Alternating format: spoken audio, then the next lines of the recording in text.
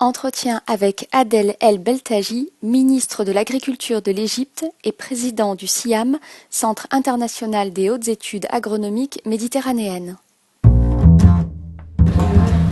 The challenge in Egyptian agriculture that we have a population now of nearly 90 million people, and we live in Egypt in 4.5% of the whole country, and we have a very limited land area. We have only 8.6 million acres, not hectares, it's acres.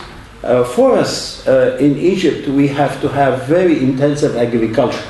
Within the context of a new strategy for Egyptian agriculture, it's called the Sustainable Agricultural Development for Egypt for year 2030.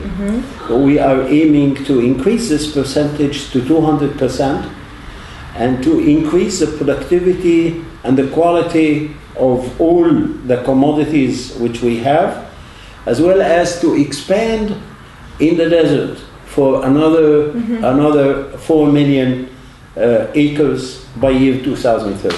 And in order to do this, we need to focus on the resources. In Egypt, we have 3 resources. We have the most important resource is a human being. The human resource development is very important for us.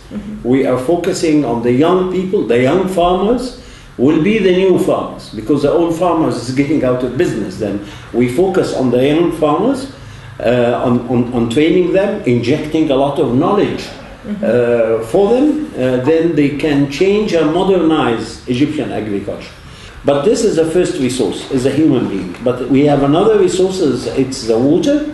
We would like to optimize water use efficiency. And therefore we have a very big national program to optimize water use in 5 million acres. And by doing this, we will save something like 10 billion cubic meter of water, which will help us to reclaim more land in the desert. And this is where the shift could happen. It's a matter of plumbing. Yeah, anyhow, this is for the water. Then the water, we work on the extension for water. We train people to know better the relation between the soil, the water, and the plant. It's called soil-water-plant relationship. We need a lot of people like this to work on the extension to help the farmer to know when they irrigate, how much they irrigate with modern system. And the third objective? The third one is laitière. The third one is the soil. Sorry? Therefore, we had a survey. Then it's a human beings, the human, and then the water and the soil. This is our assets. But for the soil, we are concerned about fertilizers. We are concerned about the soil health, the soil well-being. Then we don't have degradation of the soil. We don't have increased salinity on the soil. Therefore, we need to manage the soil all the time in a good condition. Then it will produce for us.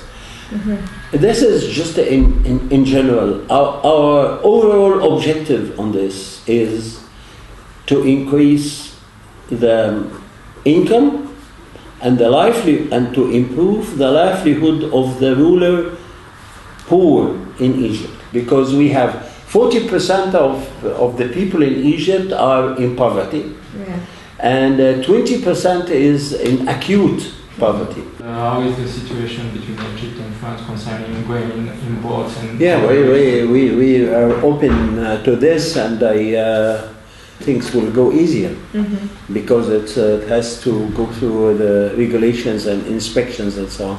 The people who import is the Ministry of Supply and International Trade. As a Ministry of Agriculture, they look at the grain which is coming to the country in inspection and so on. And therefore we have to be as well very selective. We are pushing now in the Ministry of Agriculture to have description of the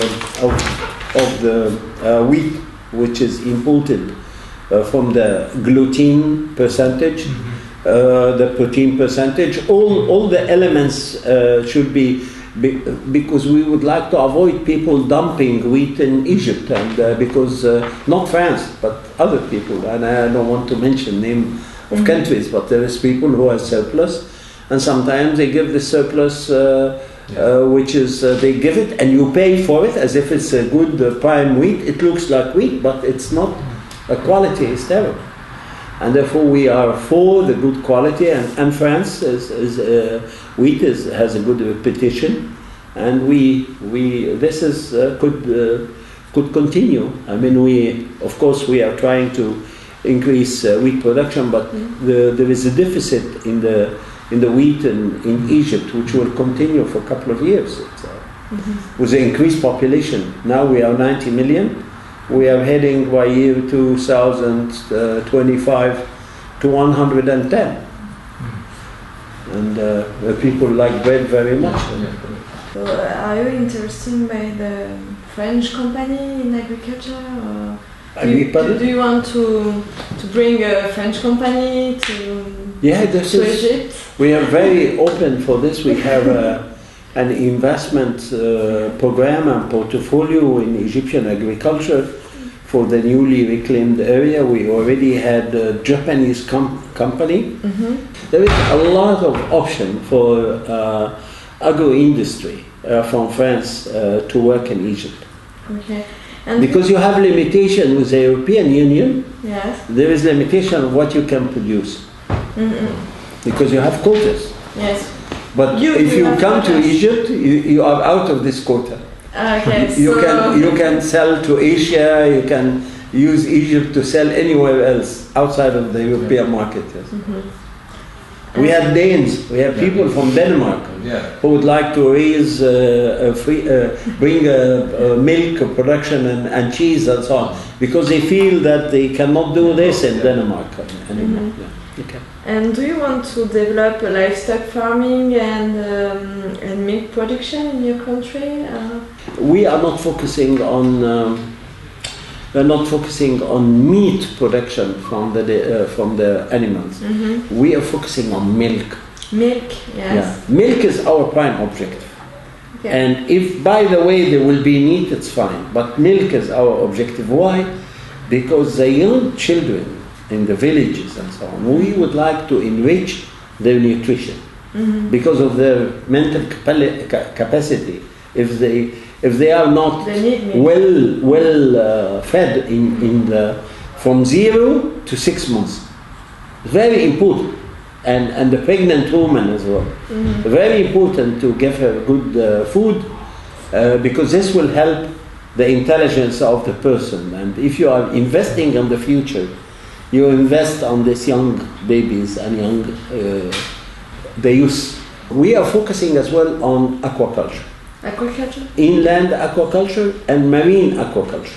We are the number 8 in the world in inland aquaculture. L'idée, c'est justement l'égyptienne de diversifier la diète, non seulement la diète à base de viande, mais aussi des poissons. Et donc, les Égyptiens, Petit poisson. Ils ont développé la tilapia comme poisson d'eau douce, mais ils sont en train de faire l'aquaculture aussi avec des eaux marines, donc les loups, la dorade et d'autres poissons. Et c'est les premiers. Ils sont sur les premiers du bassin méditerranéen. 1 million. Ils sont des lointains les premiers. Donc ils ont une puissance énorme et ils sont en train de développer, de diversifier la situation. The Egyptian government want to conquer the desert with a vegetable crop. You know, in the pharaonic time, Egyptian has learned to live in harmony with nature. Okay. We don't conquer nature. Okay. We live with respect to nature and in harmony with nature. And for people to understand, now we have a lot of crazy people who understand Islam wrong, but the proper Islamic attitude is to respect the components of nature.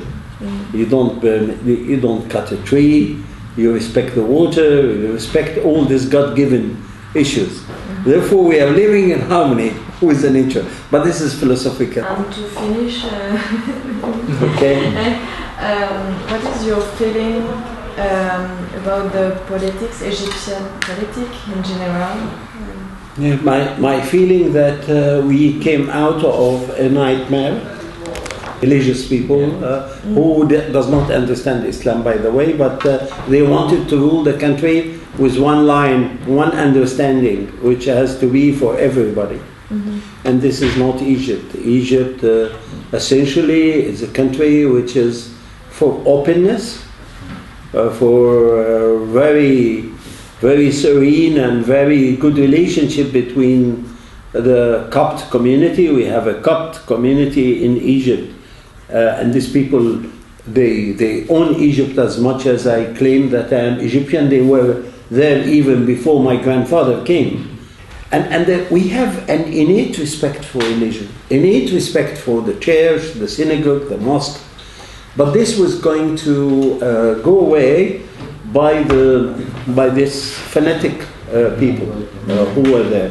Now we are moving toward a new page in the history of Egypt, whereby we are trying to flap this page in the past. We have an elected president. We in the cabinet has decided on the time of the election of the new parliament, and the parliament will be in place by next April. The election process will already started. Now you can see the signs all over Egypt of people promoting themselves and so on, propaganda and all that. And this will be a new step forward for us in the future. We are focusing on certain issues. The government has a lot of load because we need to go very fast on this. We don't want to go backward. We would like to move forward very quickly. But in this critical time, the countries which is helping Egypt will be always remembered that it helped Egypt in a very tough time. Therefore, and France is among these countries which is helping Egypt in this difficult time. That's why the Egyptian people will appreciate this. France is one of these countries which is helping in the time of need. Thank you. Thank you very much. Merci. Merci. Thank you very much. Thank you very much. Thank you. Retrouvez l'actualité de l'AFJA sur www.afja-asso.fr.